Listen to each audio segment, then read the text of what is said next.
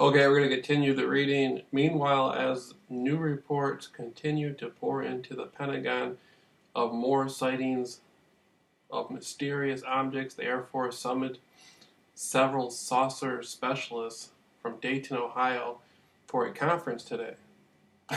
So in 1952, the Air Force had saucer specialists. Called to Washington were Captain E.J. Ruppelt and several fellow officers from the Air Force Technical Intelligence Center at Wright-Patterson Field. The Air Force said it is receiving new reports of flying saucers at the rate of 100 a month. The Air Force contended that its intensive investigation of more than 1,000 saucer reports have convinced it that they are not being sent over the United States by an enemy. The Air Force added that its investigation indicated also that they are not being controlled by a reasoning body. 48 hours of intensive investigation has failed to explain radar and visual observation of unidentified objects accompanied by brilliant white and colored lights on two successive weekends over Washington. The so-called saucers were seen on both Air Force and Civil Aeronautic Authority radar scopes. How the CAA sightings were made was described by a radar specialist, James M. Ritchie of the Washington Air Force Route Traffic Control Center. Dozen objects, unit-identified objects, began moving onto our radar scopes. I thought people who reported flying saucers were just seeing things, he said. Now I don't know what to think. I have talked to representatives of the Air Force, and they say they can't explain the appearance of the flying objects. All we can do is tell you what we saw on our instruments.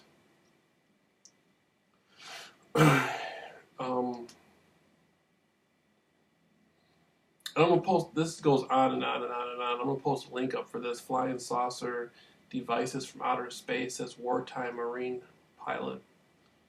Yeah, Major Donald E. Kehoe, that's Kehoe right there, wartime Marine Corps. And this, I don't see why this isn't in the school system. This is documented by the United States Air Force, United States military. You see these are high-ranking military officials who were going back and forth from the nation's capital, and they said on record, these were flying saucers. They were shooting the flying saucers down.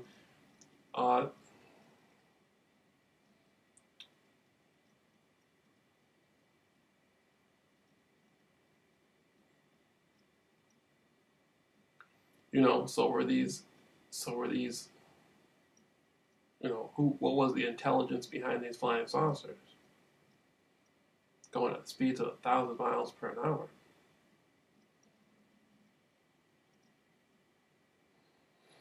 So I'm going to put a link to this up.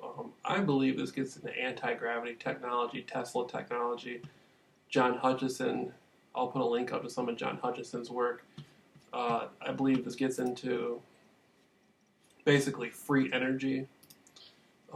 If the mainstream public had the technology of the intelligence behind these flying saucers, we probably wouldn't be paying light bills anymore. We probably wouldn't be still using fuel for our cars. A lot of the economic issues that are in place today, we wouldn't have these had we had knowledge on how these objects, what these objects were and where they came from.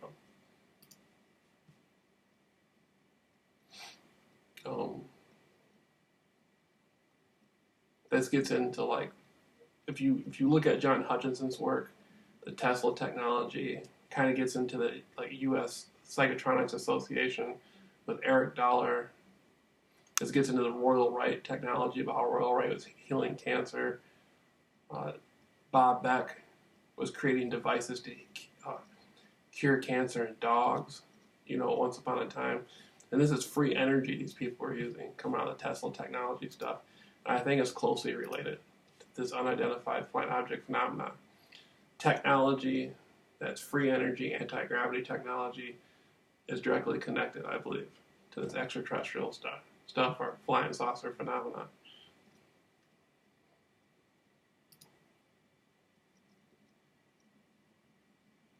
And this isn't it. It's not over. There's multiple. You could sit here for 10 years reading newspaper clippings about the United States military dealing with unidentified flying objects. And this was mainstream news. This isn't something, that a conspiracy blogger made. This is something that was in the mainstream news with real generals and real Air Force intelligence officers and stuff. And so I'll put a link up for people on the Jamil Rawls Show.